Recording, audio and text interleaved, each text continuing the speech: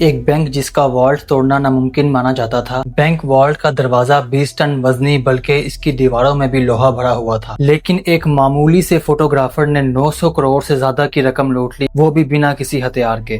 سوال یہ ہے کہ اس نے آخر یہ کیا کیسے؟ فرانس کا ایک شہر نیس، جہاں سوسائٹی جنرل نام کا ایک بینک مشہور تھا۔ یہ بینک اپنے والٹ کے سیکیورٹی سسٹم پر بہت گرو کرتا تھا۔ سیمنٹ اور سٹیل کی موٹی دیواریں اور کوئی الارم سسٹم نہیں، اور ان کے حساب سے والٹ تک کوئی بھی شخص نہیں پہنچ سکتا۔ اسی شہر میں ایک معمولی سا فوٹوگرافر رہتا تھا جس کا نام تھا البرٹ سپیگیری۔ دیکھنے میں ایک نارمل سا انسان تھا جو شادیوں اور مختلف ایونٹس کی تصویریں کھینچتا تھا، لیکن اس کے ذہن میں ایک اور تصویر چل رہی تھی، بینک کے اندر چھپے لاکھوں روپے اور سونا۔ ہوا کچھ یوں تھا کہ روٹین کے مطابق بینک سٹاف صبح والٹ کو کھولنے کے لیے گئے۔ یہ انتہائی ہیوی دروازہ تھا جس کے اندر نہایت ہی کمپلیکیٹڈ کوڈ لگا ہوا تھا۔ انہوں نے لاک کمبینیشن لگایا لیکن دروازہ نہیں کھلا۔ اب یہاں یہ جاننا ضروری ہے کہ یہ دروازہ پہلے بھی کئی مرتبہ یہ مسئلہ کر چکا تھا، کیونکہ یہ دروازہ تقریباً 20 ٹن وزنی تھا، اور اسی وجہ سے اکثر اوقات یہ دروازہ پھنس جایا کرتا تھا، اور بینک سٹاف کو لگا کہ شاید ہمیشہ کی طرح یہ آج بھی پھنس گیا ہے۔ پھر انہوں نے والٹ بنانے والی کمپنی کو کال کی۔ آدھے ہی گھنٹے بعد کمپنی کے ایکسپرٹس بینک میں آ گئے اور دروازے کو کھولنے کی کوشش کرنے لگے، لیکن حیرت کی بات یہ تھی کہ اس بار کمپنی کے ایکسپرٹ سے بھی دروازہ نہیں کھل رہا تھا۔ انہوں نے کئی مرتبہ کوشش کی لیکن یہ دروازہ کسی صورت بھی کھلنے کو تیار نہیں تھا۔ بات اب سیریس ہوتی جا رہی تھی کیونکہ کسٹمرز کی لائن لگی تھی اور یہ اب بینک کی عزت کا سوال تھا۔ 3 گھنٹے کی محنت کے بعد ان لوگوں نے یہ فیصلہ کیا کہ دیوار کے اندر ڈرل کر سوراخ کر کے دیکھا جائے کہ دروازے کے اندر آخر ایسی کیا چیز پھنسی ہے جس کی وجہ سے دروازہ نہیں کھل پا رہا۔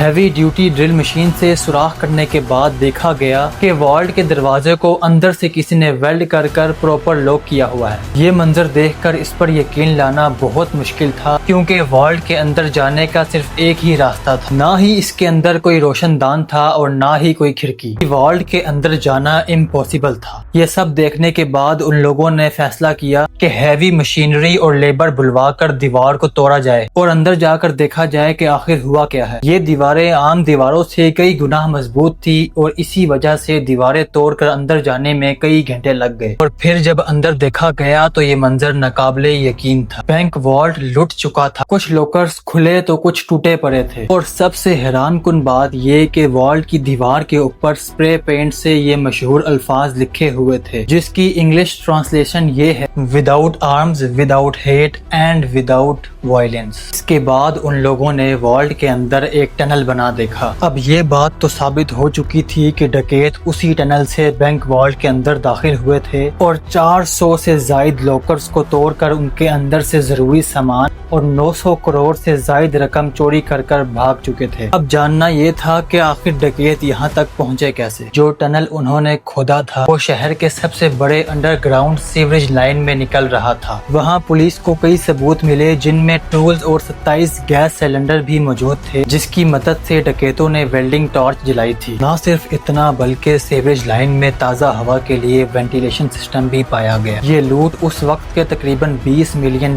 سے بھی زیادہ کی تھی، جس کی ویلیو آج تقریباً 900 کروڑ سے بھی زیادہ کی بنتی ہے۔ یہ ڈکیتی نہ صرف سینچری کی سب سے بڑی بینک رابری تھی بلکہ اس پولیس انویسٹیگیشن کو بھی فرانس کی سب سے بڑی انویسٹیگیشن کا درجہ حاصل ہے۔ خیر، یہ بات اب پوری دنیا میں پھیل چکی تھی۔ بینک کی ریپوٹیشن کو تو اچھا خاصا نقصان ہوا ہی تھا، لیکن یہ فرینچ پولیس کے لیے بھی بہت افسوس کا مقام تھا۔ پھر اگلے کئی مہینوں تک پولیس نے ایڑی چوٹی کا زور لگایا، آس پاس کے لوگوں کو پکڑا، بینک سٹاف کے لوگوں کو انٹروگیٹ کیا، لیکن کہیں سے بھی ڈکیتوں کا کوئی سراغ نہ مل سکا۔ پھر 3 مہینوں کے بعد اکتوبر 1976 میں پولیس کو ایک بہت بڑی لیڈ ملی۔ ڈکیتوں کا ایک گروپ ممبر اپنی ہی گرل فرینڈ کی ٹپ پر پکڑا جا چکا تھا، لیکن پہلے تو وہ مان ہی نہیں رہا تھا، لیکن جب پولیس نے اس کی طبیعت صاف کی تو وہ پھٹ پڑا اور پورے گروپ کا نام لے دیا۔ پولیس کے لیے یہ بات حیران کن تھی کہ یہ گینگ چھوٹی موٹی چوریوں کے لیے پکڑا جا چکا تھا، لیکن اتنی بڑی بینک رابری یہ ڈکیت کر سکتا ہے، یہ بات کچھ ہضم نہیں ہو رہی تھی۔ اس پلان کا ماسٹر مائنڈ اصل میں کوئی اور ہی تھا۔ انویسٹیگیشن کے دوران گینگ ممبرز نے پولیس کو ایک شخص کا نام دیا جو کہ ان کے مطابق اس پلان کا ماسٹر مائنڈ تھا، اور وہ نام اسی فوٹوگرافر البرٹ سپیگیری کا تھا۔ اور جب پولیس نے اس کو گرفتار کیا تو یہ کہیں سے بھی کرمنل نہیں لگ رہا تھا۔ Simple dressing, simple life style اور شہر کے آؤٹ اسکرٹس میں ایک نارمل گھر میں رہتا تھا۔ اس کے آس پڑوس سے جب انویسٹیگیشن کی گئی تو انہوں نے بتایا کہ البرٹ ایک سیدھا سادہ فوٹوگرافر ہے جو اپنے کام سے کام رکھتا ہے۔ البرٹ نے پولیس کے سامنے کنفیشن کیا کہ بینک رابری کا ماسٹر مائنڈ وہی ہے، اور یہاں پولیس کے لیے یہ کیس اب تقریباً کلوز ہو چکا تھا، لیکن یہ تو صرف ایک شروعات تھی۔ البرٹ کا کہنا تھا کہ پہلے اس نے اسی بینک میں ایک لاکر لیا تھا اور اسی بہانے وہ والٹ میں جا کر ساری چیزوں کی پکچرز لیا کرتا تھا۔ اس نے سب سے پہلے اپنے ہی لاکر میں ایک الارم کلاک رکھا، اس میں رات کے وقت کا الارم سیٹ کیا۔ الارم بجنے سے بھی کوئی الرٹ نہیں ہوا اور نہ ہی کوئی سیکیورٹی الارم بجا، تو اس کو کنفرم ہو گیا کہ والٹ کے اندر کوئی سیکیورٹی سسٹم نہیں لگا ہوا۔ پھر وہ انجینئر کا بھیس بدل کر سٹی گورنمنٹ کے آفس گیا اور شہر کا نقشہ نکلوایا۔ اس میپ کو دیکھ کر بینک سے سیوریج لائن کہاں اور کتنے فاصلے پر موجود ہے اس چیز کا اندازہ لگایا۔ پھر اس نے کیلکولیشنز کی اور وہ اس نتیجے پہ پہنچا کہ قریبی سیوریج لائن سے 26 فٹ کا ٹنل کھود کر وہ بینک کے والٹ کے اندر پہنچ سکتا ہے۔ اب اس کام کے لیے بہت محنت کی ضرورت تھی، لہٰذا البرٹ نے شہر کے ایک گینگسٹر سے کانٹیکٹ کیا اور پھر اس کو سارا پلان بتایا، اور اس گینگسٹر نے اپنے آدمیوں کو اس کام پر لگا دیا۔ ٹنل کو کھودنے میں تقریباً 2 مہینے لگ گئے کیونکہ یہ کام بغیر مشینری کے کیا جا رہا تھا، اور اس کام کو رات کے وقت کرنا بہت ضروری تھا جس وقت بینک میں کوئی بھی موجود نہیں ہوتا۔ آخر کار 18 جولائی ہفتے اور اتوار کی رات کو وہ لوگ والٹ کے اندر داخل ہو گئے۔